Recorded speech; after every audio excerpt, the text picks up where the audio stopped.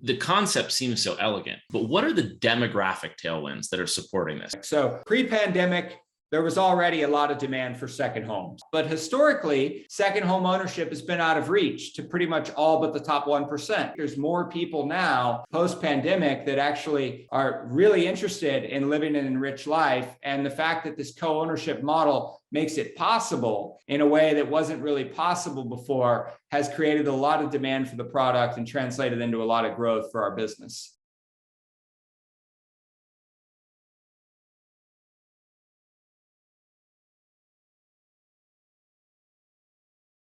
Austin, thank you so much for joining. Where are you coming in from today? And I have to ask, are you coming in from that home or is that a Picasso home?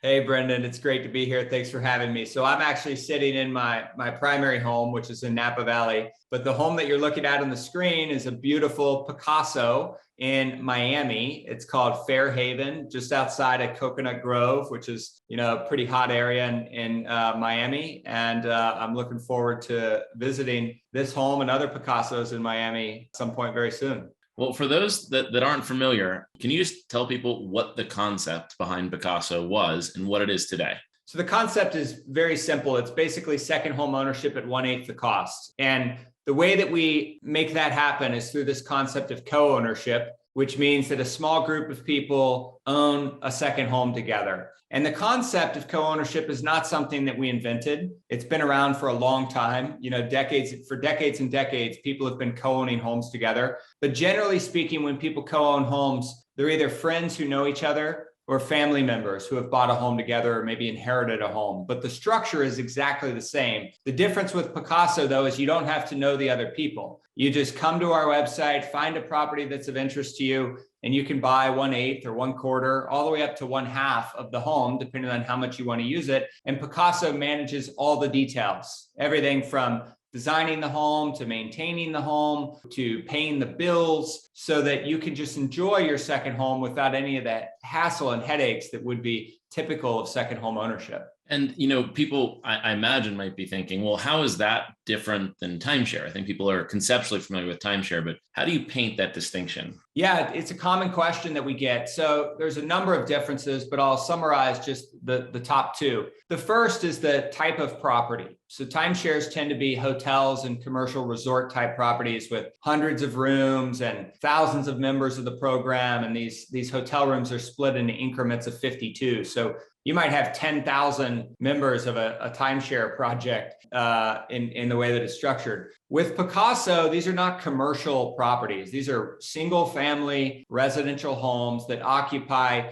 just like a normal residential home. There's no commercial implications or increased occupancy or anything like that. The second big difference, though, which is probably the larger difference, is that with Picasso, you're buying real estate. You're not buying time. And what I mean by that is this is true ownership. I mean, it's basically you and a handful of other people who own a property together. Our company, Picasso, does not retain any ownership in these properties. So the test that I like to use is, imagine if you bought into the, hotel vacation club. I'll leave brands out of it for a minute. You bought into the hotel vacation club, and then fast forward a few years later, and that hotel goes out of business. You're stuck holding a piece of paper. You're one of 10,000 people who bought into this, sharing program. You don't really own anything that you can go sell other than a piece of paper. With Picasso, if we were to go out of business, we're just like a property manager. You and 4 or 5 other people own a house together. You could go find another property manager. You could sell the home. I mean, it's like comparing a real property asset to a liability. It's so interesting, the concept that, you can bring people that don't know each other together and they can have common ownership in a home. I imagine that creates certain complexities, right? Around, scheduling. So like, how does that work? There's probably in some locations, like weekends that are more popular than others, depending on whether it's a ski location or whether it's a sun location or whether it's a, touristy location. How do you reconcile that between multiple owners? Yeah, so this is probably the number one question that we get from all buyers that come to Picasso is how does the scheduling work? But before I answer that specifically, I want to address the complexity point that you mentioned first, which is, there is a ton of complexity associated with owning a home, and there's even more complexity associated with owning a home with other people. Interestingly, though, the complexity actually increases when you know the other people. So, I've talked to both like direct friends, but also through our research at Picasso, I've talked to a lot of people who have owned homes with their friends, and you probably have friends who have owned homes together as well. And one of the things that you'll find when you talk to people who own homes together is that usually over a period of time, a lot of tension develops in the relationship because it's hard to reach agreements on all these little things that come with home ownership. Everything from design to when you're going to replace the furnace to, as you mentioned, who gets what date. So the fact that Picasso is serving as the intermediary and that most of these people actually choose to not know one another actually reduces complexity. So that's actually a benefit of our model when compared to the traditional do-it-yourself co-ownership, which is full of complexity and ripe for opportunity for people to reach disagreements. But Picasso sort of eliminates that through this intermediary property and program management model. Can I ask you, Austin, because that's a really interesting point that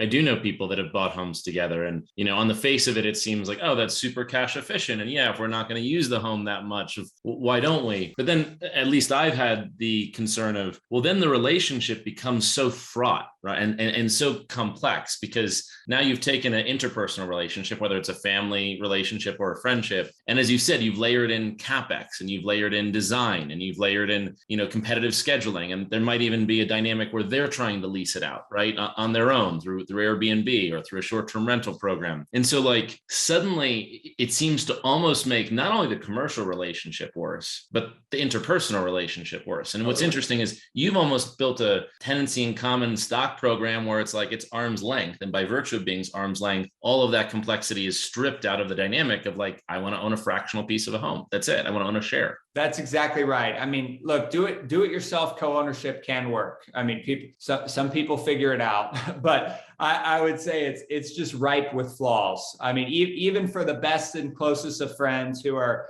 very, very effective at navigating complex, emotionally rich topics like home ownership. Even for those people, it still serves as a point of frustration. And it's I could go on, I could literally spend the rest of this time talking about all the flaws of second home co-ownership in the do-it-yourself format. Everything from these little decisions that we've alluded to financing. I mean, take financing, for example. If you and me and 4 of our buddies decided to buy a house together and then I defaulted, all 5 of you would be on the hook, right? Because of this concept of joint and several liability that accompanies, pretty much all, mortgage products. With Picasso, if one person defaults, Picasso steps in, takes their share and sells it so that the other owners don't have to worry about, that risk or that liability. We take on that burden. So there's 100 examples of little things like that are flawed in the do-it-yourself model that we definitely take care of with this professionally managed model. The scheduling piece is another, big detail. And I would say that it's the core of our technology stack. So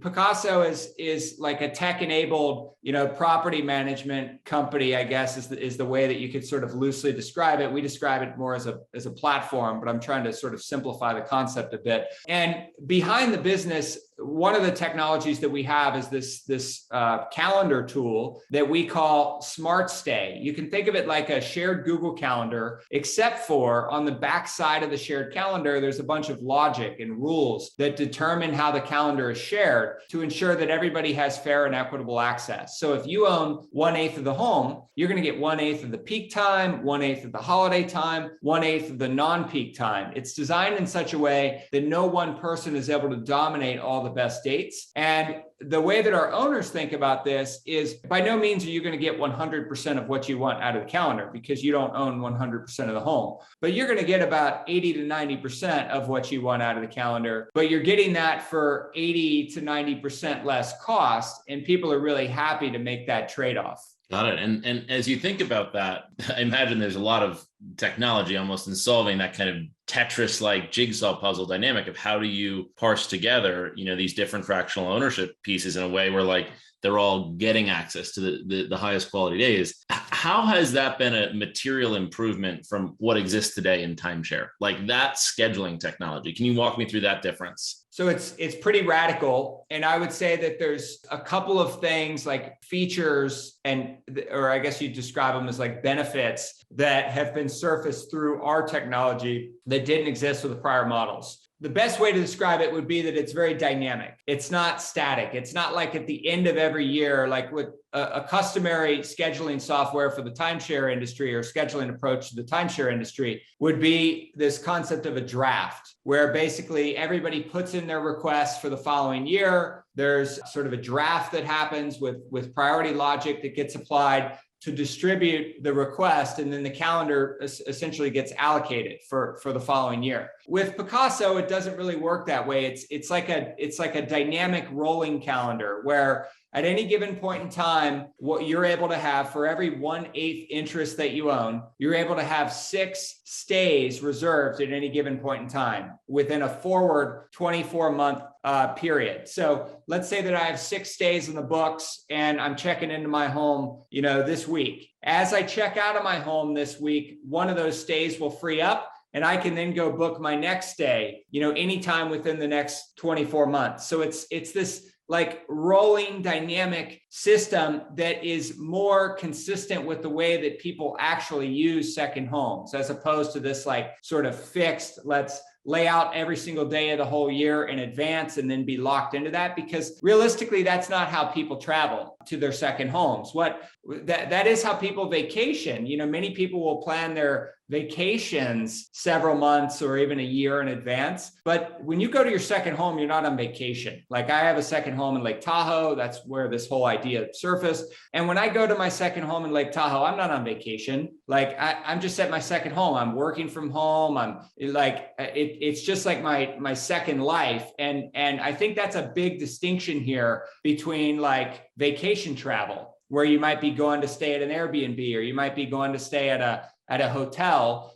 People are just frequenting their second home in more of a dynamic and sort of ad hoc way. And our scheduling solution was designed for that sort of a use case. It's really interesting. We've talked about, obviously, I think the benefits versus, the traditional timeshare model, but the other alternative, I guess, to consumers is just buying a home. Now, I think the downsides there are somewhat obvious, which is it's super expensive, right? And kind of cost inefficient if it's going to be a second home, because you're not going to be there the whole time. How do you think about positioning Picasso versus the regular act of buying a second home? Yeah, here's the way that we think about that. Imagine a spectrum of usage, where on one end of the spectrum, you have sort of infrequent and transient usage. So that's like, a week, just call it a week a year or one time per year. On the other end of the spectrum, you have frequent and what starts to look more like primary home usage. And let's call that 6 months per year or more. If you're occupying a home 6 months per year or more, we recommend that you buy the whole thing, because at that point in time, the trade-offs around scheduling and cost and being able to pick every single piece of furniture and art, like those things start to become more valuable for somebody who's using a home 6 months, a year or more. If you're on the other end of the spectrum, then this sort of transient vacation use case where you're traveling to a place maybe once a year, hotels, Airbnbs, like there's lots of great, private residence clubs, like there's a lot of great vacation oriented solutions for that use case as well. And like the example that I often talk about in this context is Hawaii. I haven't been to Hawaii. I've only been to Hawaii once in my entire life. It was like 10 years ago when one of my friends got married. So clearly it's not a place that I frequent on a regular basis. So if I'm going to go to Hawaii, I'd be better served by renting a hotel or renting an Airbnb. But if I'm going to go to Tahoe, like I live in Napa Valley, I go to Tahoe on a regular basis, I'd much rather own a second home there, a place that I own, where I know the neighbors, I, develop rituals that are really important and tied to that home. I keep my stuff at the property. Like it's a completely different type of use case. So that's where Picasso plays. We play in the, anything more than one time per year, but less than 6 months per year. You shouldn't own the whole home. You also shouldn't rent. You should own 1/8 or 1/4 or whatever makes the most sense for you. And last logistical question, what do people do with their stuff? Obviously, some, part of being a homeowner is, having your stuff there, right? And having your kind of personal effects just like at your house accessible. How do you do that in a fractional dynamic? They keep it at the home. So we outfit every home with owner's closets, and every owner gets their own owner's closet. If you own more than an 8, like let's say you own a 1/4 instead of an 1/8, you would get 2 of the 8 owners' closets. And we're also integrating services that will enable people to keep larger items at the house as well, where we'll bring the items to you during your stay. Like a car or skis or a motorbike or something like that? Yeah, most commonly it's like bicycles, skis, golf clubs, stuff like that. But so far, I would say that most people are able to fit their stuff, into the owner's closet. It's only when you start introducing the big items, kayaks, bikes, stuff like that, where it goes beyond what the scope of the owner's closet is designed for.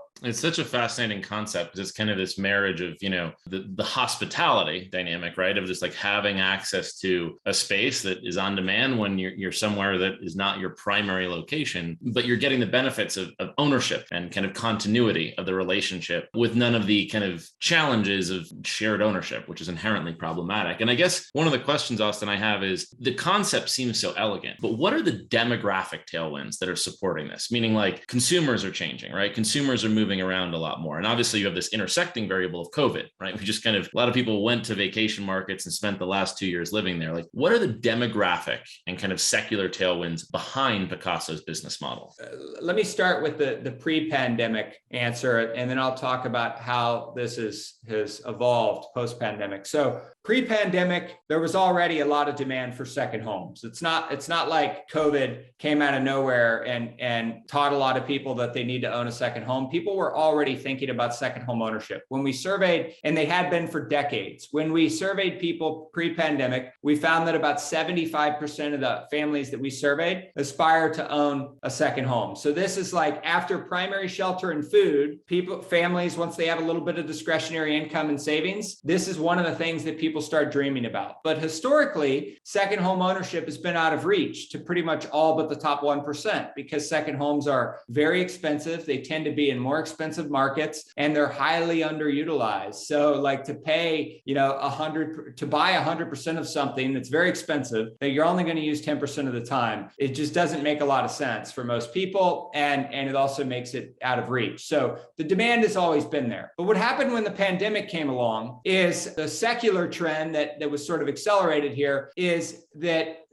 more people have the desire and ambition and willingness to act on their second home ownership dreams than they did before. And I think there are 2 things primarily driving that. First is the work from home phenomenon. More people now have the flexibility to work remote, part-time or full-time, and that is empowering people to actually use a second home 5 or 6 or 10 weeks per year that would have previously been difficult to do. I, for example, when I was working at Zillow before I left to start Picasso, I worked in the city of San Francisco. And even though I had a second home in Lake Tahoe, I never used it because I felt like guilty not being at the office. I mean, I would literally only use my second home maybe a week a year. And I just felt guilty because like the culture was such that you sort of had to be in the office. And now me and other people who have the flexibility to work remote, I mean, you can go spend a couple of weeks somewhere and not feel guilty when you're not, obligated or expected to be in the office every single day. So I think that is definitely a big secular trend that is here to stay. We don't think that people are going to all start going back into the office every day of the week again. The second, I don't know if you'd describe this as a secular trend, but I would say it was sort of a friendly reminder that the pandemic offered. It was a reminder that we only live once, and this life is pretty short, and you might as well enjoy it, right? Like so we're seeing more people now that really desire to put smiles on their kids' faces or to spend time with their family or friends who they love, and that's what happens in a second home. Like it's not about when you buy a second home, you're not buying a home. you're buying a second community. You're unlocking a second chapter of your life. At Picasso, our mission of the company is to enrich people's lives through second home ownership. And the two most important words in our mission is enriching lives, because that's what second homes do. And I think there's more people now post-pandemic that actually are really interested in living an enriched life. And the fact that this co-ownership model makes it possible in a way that wasn't really possible before has created a lot of demand for the product and translated into a lot of growth for our business. Yeah, I'm not surprised by both trends. And I think they're both just fascinating trends, because it does feel like, work has inherently become multi-locational. You kind of bring your location to work. And I'm actually out in Park City right now, right? So, there's a way in which the work remote dynamic has stitched together locations in a way that effectively replicates an office, where today consumers are just going to demand this. I don't think consumers are going to have gotten a taste of this, and employees have gotten a taste of this, and then are going to say, oh, we actually all want to return to working 5 days a week entirely from the same headquarters office. That will just simply not be the dynamic. So that intuitively makes a lot of sense to me. The other thing you mentioned about kind of, enabling consumers to lead these more fulfilling lives is buying a home is a pain, right? Buying a home is a pain in the butt. And, it's a lot of logistics. I'm in my second home right now. And when I first got out here during COVID, I'll just tell you some of the issues I had. It was my internet wasn't fast enough. My internet wasn't reliable. The lights were out. I couldn't fit. There's a lot of logistics. I had to become a impromptu property manager for my own house to make it livable and functional. And to some extent, that's what I think is so interesting about Picasso, is that you have this ability to access a second home that's yours, that's your location, but with high quality, reliable, kind of efficiently rendered property management and services, and kind of space, second home space on demand. Is that where you see the future of a lot of hospitality going, as kind of along that spectrum of managed hospitality services? And this is just closer to the edge of owned? Yeah, I think that's an accurate way to frame it. I would say that, one distinction with the Picasso model, and you touched on this a little bit with your home ownership experience that you just shared, home ownership does not equal perfection. There's always something wrong with a home. This morning at my primary home in Napa, my well pump stopped working because I live in kind of a rural area and we have well water instead of city. I had to go out there and reset the well pump. Otherwise, we didn't have water. This kind of stuff comes with home ownership. It's always something with a home. And when you take this idea of somebody having a second home where they don't live in the home full time, if this were my second home, I wouldn't have been here to go out and reset the well pump, right? So if somebody didn't reset the well pump, then the irrigation wouldn't have worked and the plants would have died, and so on and so forth. So it's yes, it is very difficult to manage a second home from afar. And I think a managed service like Picasso is definitely the future with this form of ownership. In terms of managed hospitality and sort of the next layer of services, I think there's definitely a place for that as well. And I think as we look into the future, I do think there will be a point in time where Picasso has more services that are part of the experience that are more concierge-like. But today, that's not where we're at. Where we're at today is we make home ownership way easier and way more cost efficient than what it would otherwise be on your own. But if somebody's looking for a full-blown, 5-star hotel-like experience with masseuse and room service and all that stuff, that's not second home ownership. It's not second home ownership in the DIY format, and it's not second home ownership through Picasso. So I think there's a range of services out there that, empower people with a lot of choice on what's right for them. And, that answer is a little different for everyone. But I do think that as it relates to second home ownership, I think this is the future. I think if we look, 10, 20, 30 years out, frankly, I think we're going to be forced as a society to adopt solutions like co-ownership because we've got such a housing shortage. We're in the middle of a housing affordability crisis around the country, but that housing affordability crisis is most pronounced in second home destinations because you've got a huge shortage of supply and a huge abundance of new demand that came in post-pandemic. And that dynamic's not going to change. So, which means home prices are rising. And the only two things we can do to solve this problem or sort of soften the rate at which the problem is growing is to build more homes or make better use of existing homes. So 10 or 20 years from now, communities might be requiring that a certain percent of homes in an area are owned in this way because it's a better use of housing stock. Absolutely. And it does seem like, there is an intersection with, the housing crisis in the US. And how do you see that? What is Picasso's role to play in that? So, I'll clarify that we're playing a small role. Like there's, 120 million homes around the world, and Picasso has like not even a speck of a rounding error of the total number of homes. So like our impact is very, very small, relative to the size of the market, meaning this is a problem that's much bigger than any one of us. It's much bigger than Picasso. It's much bigger than any real estate company or any home builder. I think we collectively as a society have to look at this housing problem that we have and figure out how to innovate our way through it. And so just high level, that's sort of how I think about it. But in terms of the way that we do contribute, we do play a small role in helping with this problem. And the way that we help is by making better use of existing housing stock. Because most second homes, like if you look at the markets where we operate, it's not uncommon to see 50% or near 50% of the homes in a market where we operate be owned by second homeowners.